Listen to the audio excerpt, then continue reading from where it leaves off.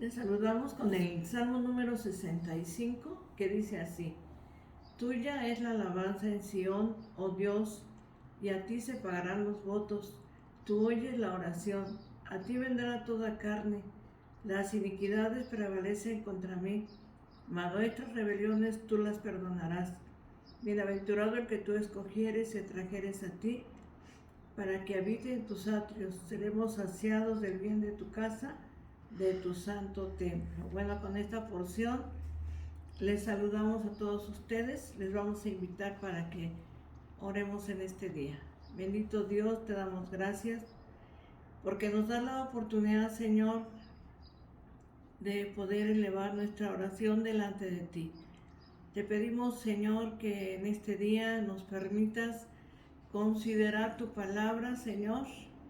Gracias, Señor, porque podemos decir como el apóstol Pedro: ¿a quién iremos? Solo tú tienes palabras de vida eterna. Te damos gracias, Señor. Te lo rogamos en el nombre de tu Hijo, el Señor Jesucristo. Amén. Ahora les invito a leer el libro de los Hechos, capítulo número 2, en sus versos del 1 al 4, que dice así: Cuando llegó el día de Pentecostés, estaban todos unánimes juntos, y de repente vino del cielo un estruendo como de un viento recio que soplaba, el cual llenó toda la casa donde estaban sentados, y se les aparecieron lenguas repartidas como de fuego, asentándose sobre cada uno de ellos. Y fueron todos llenos del Espíritu Santo, y comenzaron a hablar en otras lenguas, según el Espíritu les daba que hablasen. Con esta porción de la palabra de Dios vamos a considerar este tema: el comienzo de la vida cristiana. Verdad bíblica. La Biblia enseña que desde el Pentecostés la iglesia recibe el poder de Dios. Verdad bíblica aplicada. Como iglesia, permanezcamos en Cristo y vivamos en el poder de Dios. Bueno, en este día consideremos este tema, el comienzo de la vida cristiana.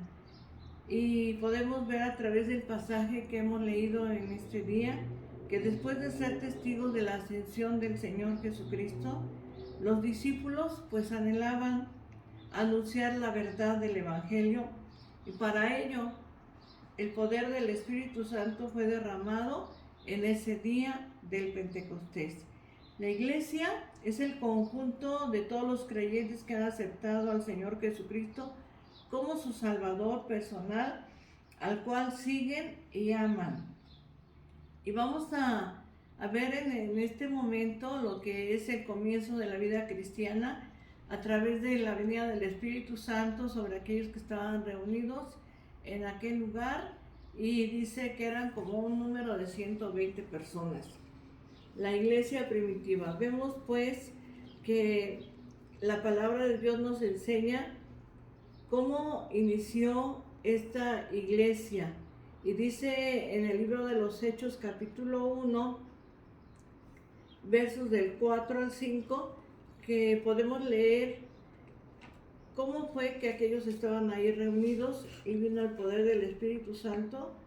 Dice: y estando juntos les mandó que no se fueran de Jerusalén, sino que esperasen la promesa del Padre, la cual les dijo: oísteis de mí, porque Juan ciertamente bautizó con agua, mas vosotros seréis bautizados con el Espíritu Santo dentro de no muchos días.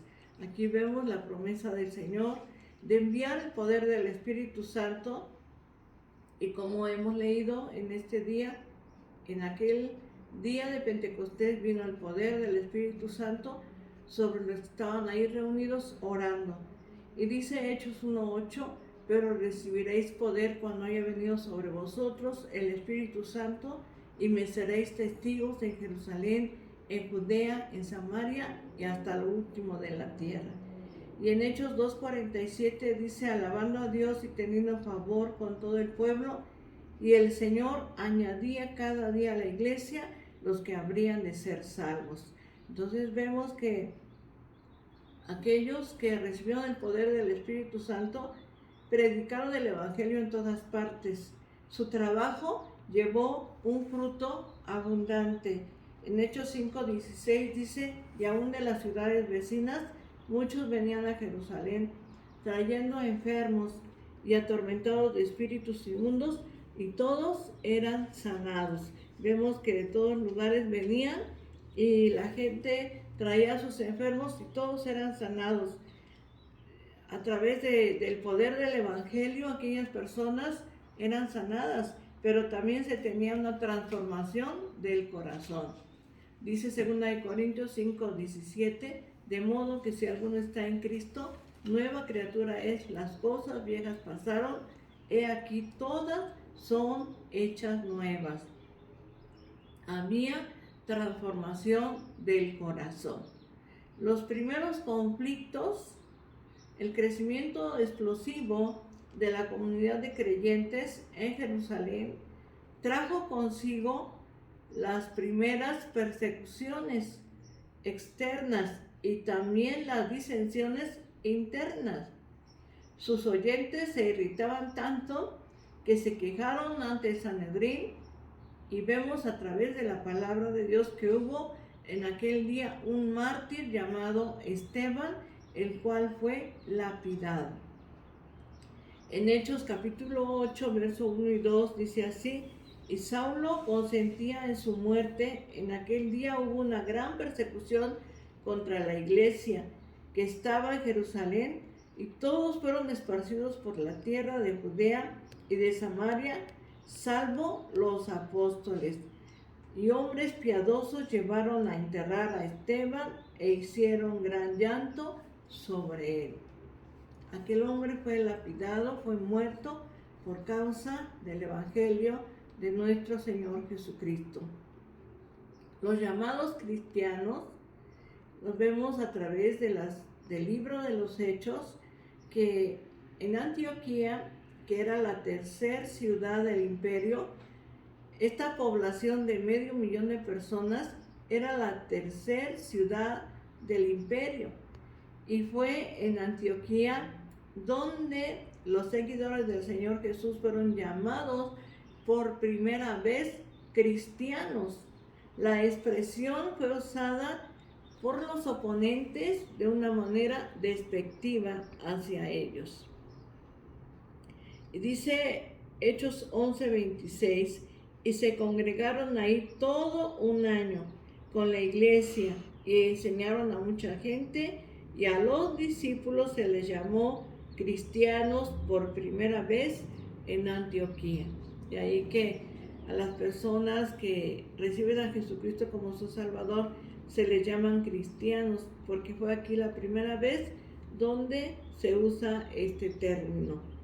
El crecimiento de la iglesia de Antioquía, lo vemos que la iglesia empezó a crecer, y también hubo un concilio en Jerusalén. Antioquía llegó a sustituir a Jerusalén como centro de actividad cristiana, y la palabra de Dios nos enseña que aquellos discípulos testificaban las grandes cosas que el Señor había hecho con ellos.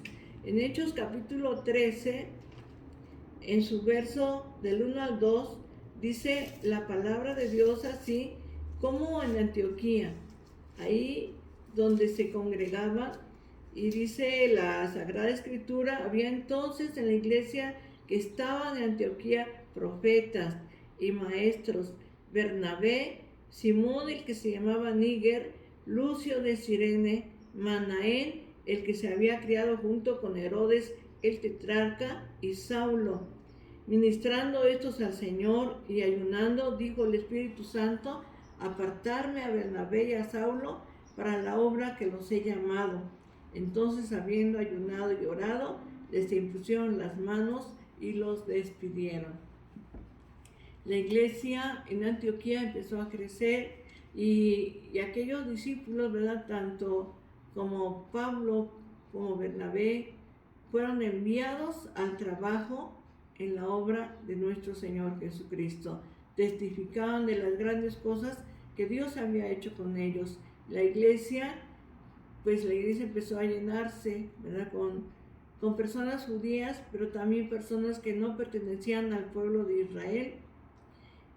Y dice la palabra de Dios que pues entonces empezó a haber problemas en la iglesia porque el apóstol expresa que querían imponer a los que se convertían la circuncisión a los gentiles, ¿verdad? O sea, a los no judíos.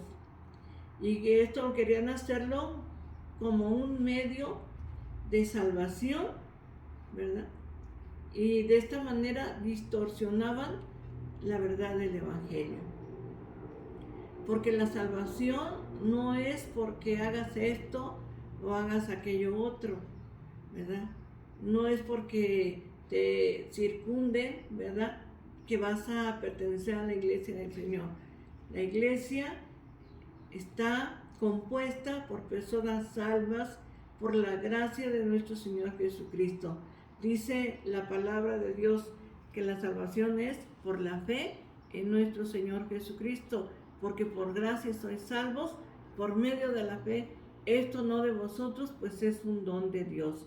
Entonces la salvación es un don de Dios, no tenemos que hacer algo para tenerla, solamente hay que recibir al Señor como único y suficiente Salvador.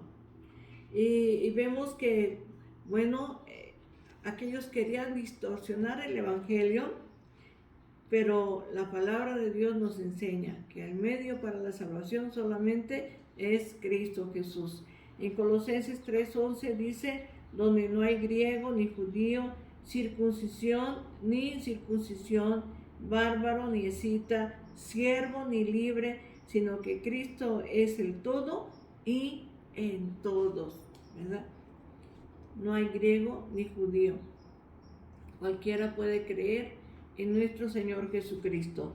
Por eso se convoca en aquel tiempo al Concilio de Jerusalén para conocer acerca de este asunto de la circuncisión. Jacobo refirió, ¿verdad?, en ese concilio una porción del Antiguo Testamento que se encuentra en Amós capítulo 9, versos 11 y 12, que dice así: en aquel día, dice, yo levantaré el tabernáculo caído de David y cerraré sus portillos y levantaré sus ruinas y lo edificaré como en el tiempo pasado, para aquellos sobre las cuales es invocado mi nombre, posean el resto de Edom y todas las naciones, dice Jehová, que hace esto. ¿Verdad? Entonces el tema central del concilio se resolvió, ¿verdad? Y ya no les impusieron la circuncisión, porque la salvación no es porque hagas esto o dejes de hacer aquello. La salvación es por gracia.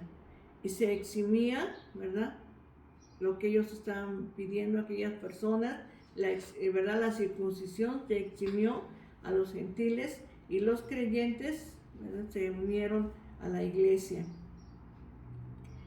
Es un error pensar que la iglesia actual carece de la dirección del Espíritu Santo y por tanto nunca podremos ser como la iglesia del primer siglo. A veces se piensa así, que carecemos de la guianza del Espíritu Santo y que nunca vamos a ser como la iglesia primitiva. Pero el Señor Jesucristo establece la estructura necesaria para la iglesia, para la edificación de la iglesia. El Espíritu Santo hace que la iglesia crezca en amor, humildad y unidad, ¿verdad? Es el Espíritu Santo. Somos guiados por el Espíritu Santo. Dice su palabra que todo aquel que es guiado por el Espíritu Santo, este es hijo de Dios. Entonces, el Espíritu Santo es el que nos va guiando. Él vino precisamente para eso, ¿verdad?, para guiarnos, para conducirnos, para enseñarnos, para instruirnos, para capacitarnos, para estar con nosotros. El Espíritu Santo habita en medio de la iglesia. Es importante apartarnos del mundo y acercarnos cada día más a Cristo. Desechemos toda acción que atente contra la comunión de los creyentes y la unidad de la iglesia. Así como aquellos discípulos que se reunieron en el concilio en Jerusalén y que aquellos que querían distorsionar el evangelio imponiendo la circuncisión, aquellos que se reunieron, oraron, pidieron la dirección del Espíritu Santo y Dios les guió. Y Dios les enseñó que no era necesario circuncidarse, que solamente era necesario creer en Jesucristo como único y suficiente Salvador.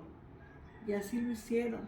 Y en esta época es lo mismo. El único que nos puede salvar es el Señor. Apartémonos de toda crítica, murmuración y cualquier cosa que le desagrade al Señor. Vivamos en el temor de Dios.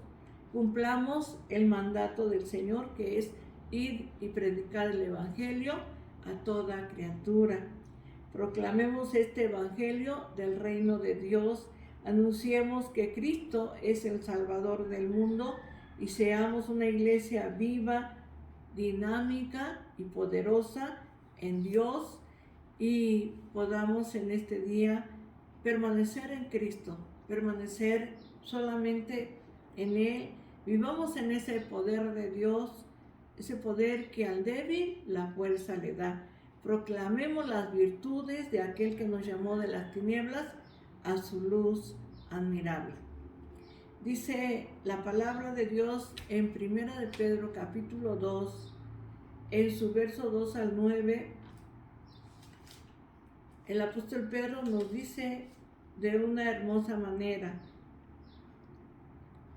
mas vosotros sois linaje escogido, real sacerdocio, nación santa, pueblo adquirido por Dios, para que anuncie las virtudes de aquel que os llamó de las tinieblas a su luz admirable. El Señor nos ha llamado y ahora somos linaje escogido, real sacerdocio. Y también en Hechos capítulo 5, en el verso número 42, podemos leer así: